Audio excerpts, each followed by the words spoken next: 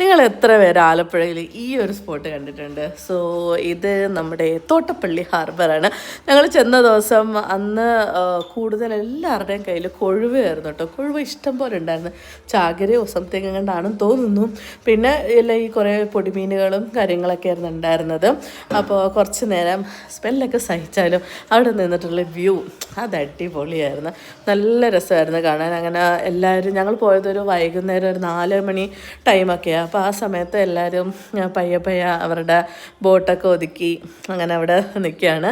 അപ്പോൾ അതേ ഞാൻ അയൻ ബേബി, സെൽമ, റമീസ്, എമ്രക്കുട്ടൻ ഞങ്ങളെല്ലാവരുമായിട്ടാണ് പോയത്.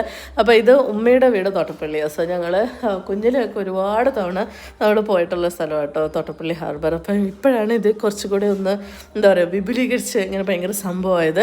അങ്ങനെ അതേ അവിടെ പോയി. അവിടെ ഇഷ്ടം പോലെ അവിടുത്തെ മെയിൻ അട്രാക്ഷൻ എന്ന് പറയുന്നത് ഈ പരുന്ത. പക്ഷെ നമ്മൾ അവിടെ നിന്ന് ഫോട്ടോ എടുക്കാൻ നമ്മൾ വേറെ ഏതോ ഒരു സ്ഥലത്ത് പോയി പുറത്തുള്ള ഏതോ ഒരു സ്ഥലത്ത് പോയി ഫോട്ടോ എടുക്കുന്ന ഒരു ഫീൽ കേട്ടോ. അതായത് നമ്മൾ താഴത്തോട്ട് നോക്കണ്ട, മേലോട്ട് നോക്കിയാൽ മതി. അപ്പോഴത്തേക്ക് ഇത് ഫുള്ള് കാക്കയല്ല ഗൈസ്, ഇത് മൊത്തം പരുന്താണ്. അവിടെ കാക്കകളില്ല, ഒള്ളി പരുന്ത്. അങ്ങനെ പരുന്തിനെ കുറേ നേരം നമ്മൾ നോക്കിക്കൊണ്ടിരുന്നു. അതിന് വെറുതെ കൊത്തു വാങ്ങിക്കണമെന്ന് എഴുതിയിട്ട് പിന്നെ ഞങ്ങൾ പയ്യെ നടന്ന് അങ്ങനെ ഇങ്ങനെ ഓരോ ചേട്ടന്മാരെ ഇങ്ങനെ വലയെറിയുന്ന അങ്ങനെ അവിടെ അടുത്ത് നിന്നുകൊണ്ട് വലയെറിയുന്നുണ്ട്. അവർക്ക് മീനെന്തെങ്കിലും കിട്ടുമെന്ന് എഴുതി ഞങ്ങളവിടെ ഇങ്ങനെ നോക്കിക്കൊണ്ടിരിക്കാം. അങ്ങനെയാണ് ഈ ചേട്ടൻ വലയെറിയുന്ന അടിപൊളി ഷോട്ട് നമുക്ക് കിട്ടിയത്. അടിപൊളിയായിരുന്നു കേട്ടോ കാണാനായിട്ട്. വിഷ്വൽ ബ്യൂട്ടി എന്നൊക്കെ പറയാം.